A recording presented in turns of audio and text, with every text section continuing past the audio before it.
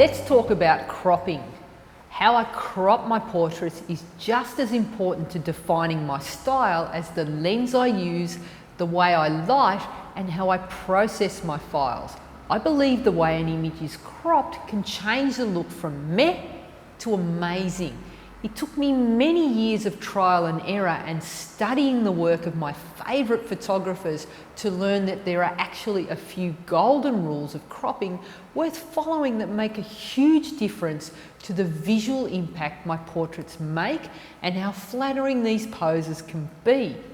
My shooting, lighting, posing and post-production style has developed and evolved over the years, but the way I crop my images has remained the same. Here are my best tips on cropping for portrait photography.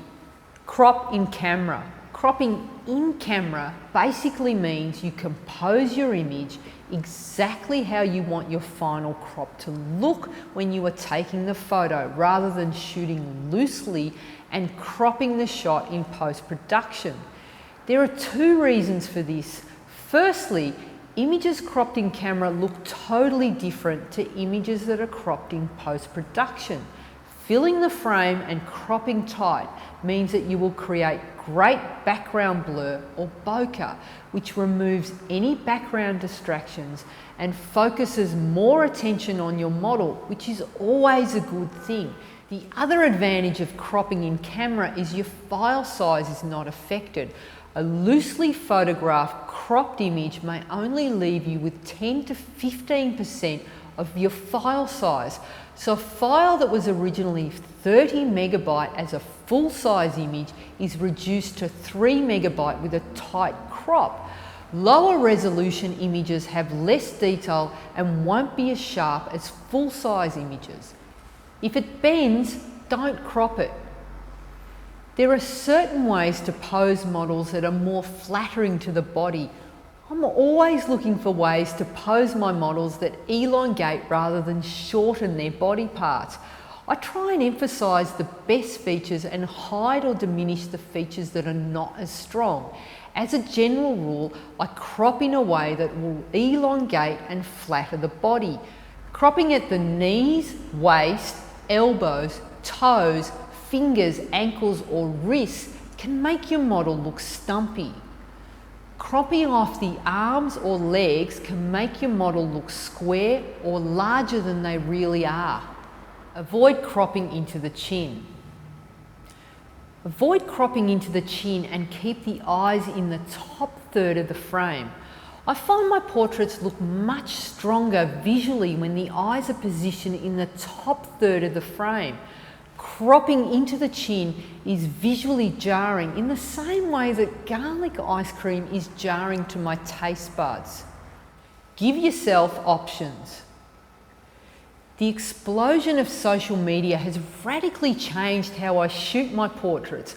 When a client booked me for a session a few years ago, I would shoot the majority of their portraits as vertical images. Now I make allowances for website and social media sites that run both vertical, square, and horizontal images. I will usually start with portraits framed as vertical images and then rotate my camera to shoot horizontal frames. I generally position my model to fill the left or right-hand third of the frame. This adds interest to the portrait and makes it visually more dynamic. Having said that, there are times when I will frame my portrait in the center of the frame because I personally like the way it looks. I also love cropping into people's heads, but this is not everyone's cup of tea, so I always shoot a few frames with space above the head just in case. You never know where the final image may end up in a few weeks or a few years, so I think it's a good idea to plan ahead. It only takes a couple of minutes to shoot slightly wider, vertical and horizontal images at the end of each setup. Use these suggestions as a starting point and find a style that works for you.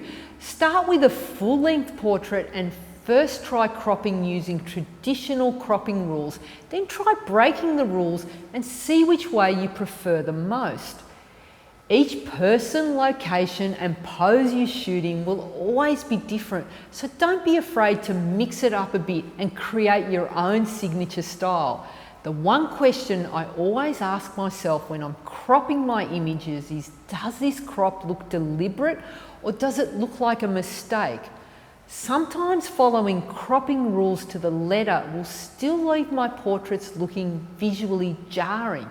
An example of this is if I photograph a model wearing 3/4 sleeves and crop at a point which is technically correct, leaving a tiny amount of arm showing just after the sleeve. This looks like a mistake and would look better if I cropped a little higher to remove the skin. The more you shoot, the more you will start getting a feeling for what looks right to you. If you're still not sure, do 2 versions and compare them.